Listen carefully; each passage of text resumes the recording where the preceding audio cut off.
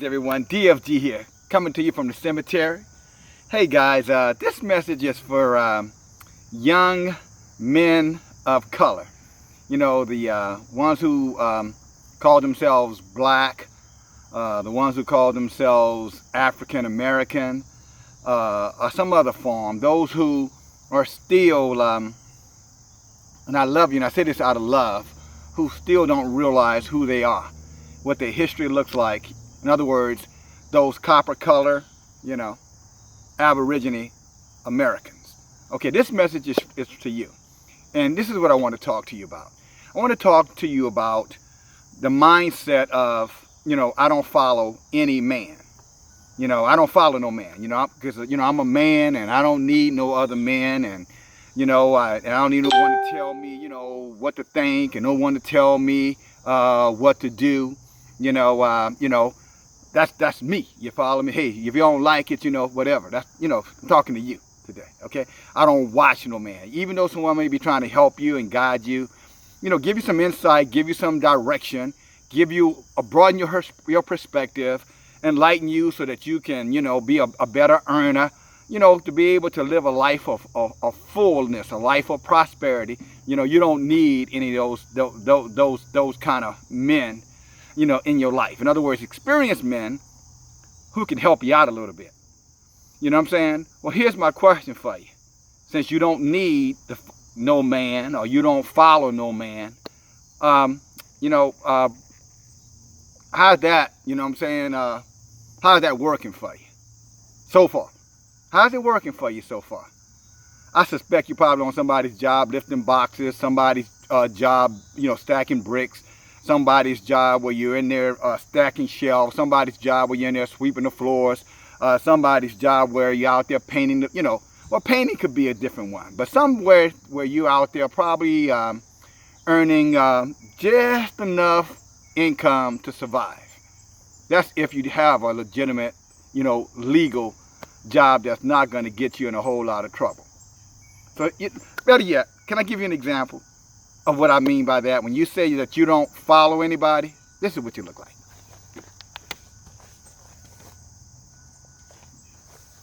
You see me? This is how you look. This is you. Can you hear me? This is you. See those cemeteries right there? See those gravestones? This you. This is you. This is you. This is you. Yeah.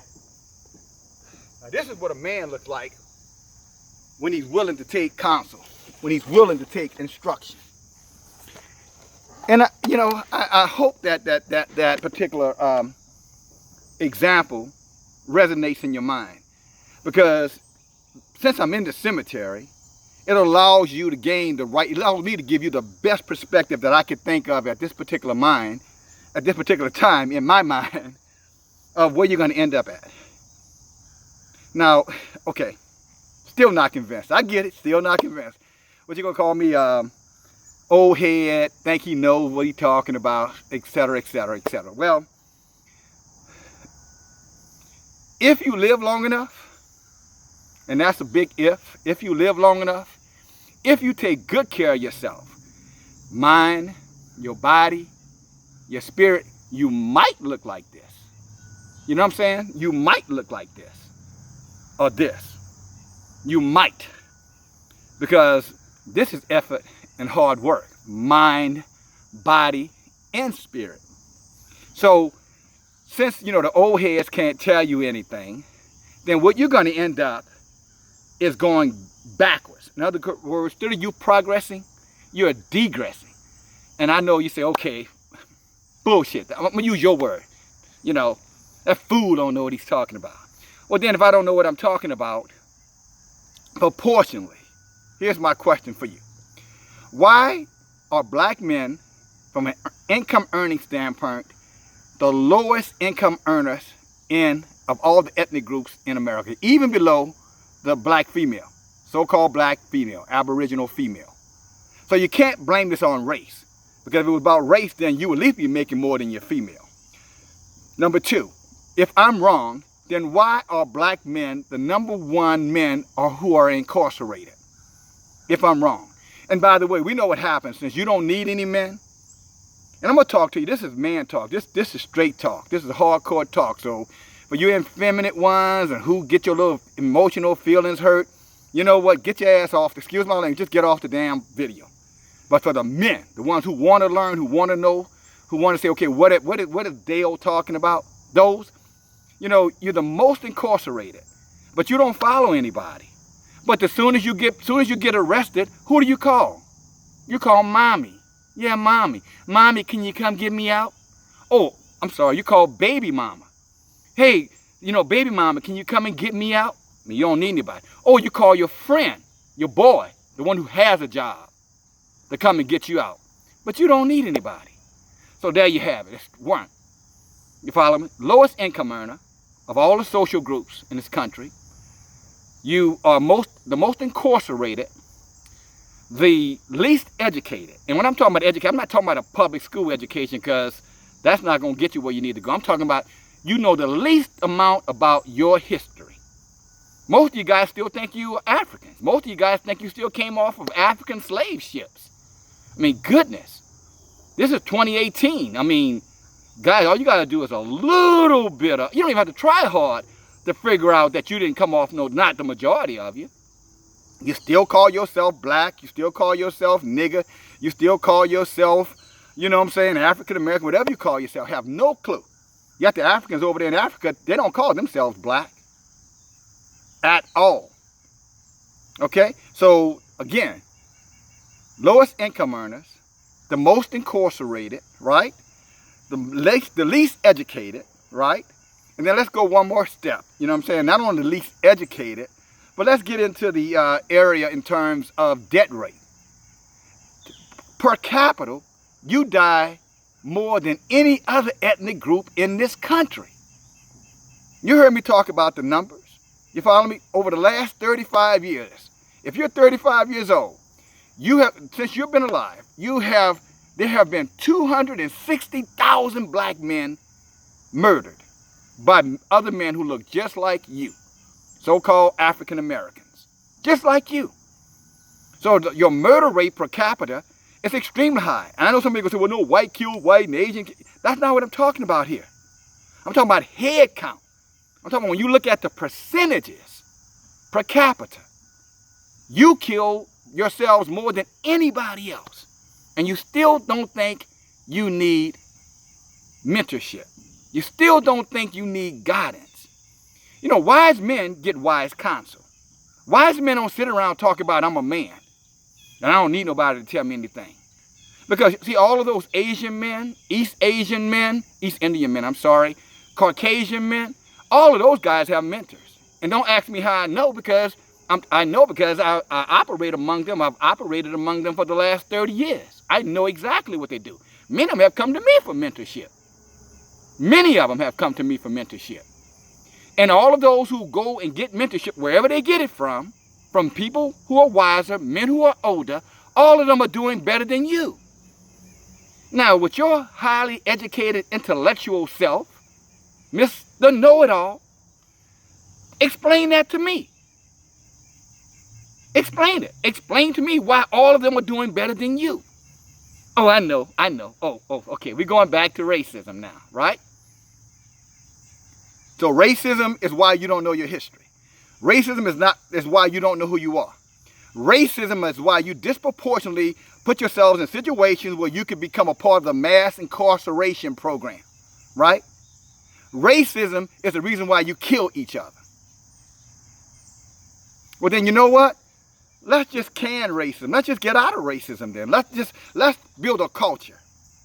Let's work within our own culture so we don't have to worry about racism and bigotry and bigots. How about we build our own businesses? How about we go and get our own education? How about we go and teach and train our own children? How about we go and work partner hand in hand as broader groups, conglomerates. You know, I said that wrong. But, you know, in other words, corporation. Why don't we just trade with each other, do business with each other, enrich each other? You know, most ethnic groups, their dollars, they go around the whole community 7-8 times before that dollar comes out of the community. In your community, Mr. Know-it-all, I don't need anybody to tell me anything. You know, I don't want to listen to no old heads. Your dollar go in your hand and right to your so-called enemy's hand. You know, the ones who you say are discriminating against you. You know, the racists. One time, I give you $1 and then you go give it to Mr. Nike. I give you $1, you go give it to Mr. Gucci. I give you $1, you go give it to Mr. Louis Vuitton. That's who you go give your dollar to. But not Mr. Gucci, not Mr. Louis Vuitton, not Mr. Nike. That dollar works inside of their community time and time and time until all of them are rich. And then they'll look at doing some business with you. Now you say, well, how do you know these things? Well, because I've been studying these things for a whole generation, almost 40 years. You know, because I know that Yahweh will give you the wisdom and the insight. And I know, oh, there he go with Yahweh. Well, then tell me something. You say Malcolm was the man. You say Farrakhan is the man. You say Tyson is the man. You say Ali is the man. Well, guess what? All these men, these heroes that you talk about, they all believed in Yahweh. So what does that make you then? So you don't believe in no God. All your heroes believed. At least all of those who made a difference, all those that you profess to be wise and all-knowing, they did. Oh, and then you want to go and attack the Bible. Let me tell you something about the Bible. The Bible is not the treasure. The Bible is the map that leads you to the treasure. So there's no reason to turn away from the scripture, because all the scripture does is teach you where the treasure is. Okay? So when you start attacking the Bible, I don't have to, then that's why you're going to stay poor, man. That's why you always going to stay in the back of the line. That's why your following is retarded. Everybody else is going this way and you're going that way. But no, I don't know what I'm talking about. Well, I'm still here. I'm prosperous. I still love my community. I still love you. The men that get in flight, they love you. And we're not asking anything from you. I don't think I asked for a donation. Well, the only thing we ask for you is your heart and your mind. And a little respect. But at least, you know, if you don't want to come and join us in our meetings, you can at least watch the videos and get educated, get informed. I mean, after all, that's why we're doing these videos, to educate you, to inform you. You follow me? And I'm just saying to you guys, you know, love looks like this. Black men, this is what love, this is what your dads looked like. And if your dad had done his job, he would definitely look like me. He would have talked and spoken to you like I'm speaking to you. This is what your father looks like. We're not a bunch of old castaways, a bunch of, your words, Uncle Tom. You ought to know me by now. You know what? If you want to get into all that stuff, you know, I'm not going to put white men and women down, because this is not about them. I don't have a problem working with them and being partners with them. You know, they know how to do business, and if you do your business the right way and follow up and validate and verify, then you could do business, you won't get taken advantage of. But that's just called business. If you don't, like somebody told me a long time ago, Dale, if you don't learn how to, protect your money, then, don't bitch about not having it. Excuse my language. That's what he says. Because God told me, everybody wants your money, including him, the guy who was telling me that. And this was my realtor at the time. I was selling a home, a $1 million home. And I was complaining, people don't treat me fair, and everybody trying to get in my pockets, and, my ex and all that kind of craziness, right? And he said, well, if you don't want nobody to take your money, then learn how to protect your money. You follow me? And he wasn't talking about, violently. He was just saying be smart, because everybody wants your money, including me. That's the best advice anybody could have given me about my money and how to, manage my finances. I mean, obviously there's a lot more to it than that, but that was a good message in itself. So here's what I'm saying to you young men. We love you, but you need to learn how to trust us, man. You better open up your hearts and let us in. Because if you don't open up your heart and let us in, this cemetery or place similar to this is going to open up the ground, and it's going to put you in. Or somebody's going to be putting you in. All right? Get right. It's time for some getting right. Okay? Love you. DFG coming to you from the cemetery. Have a great Friday. More to come. Talk to you on tomorrow. Bye now.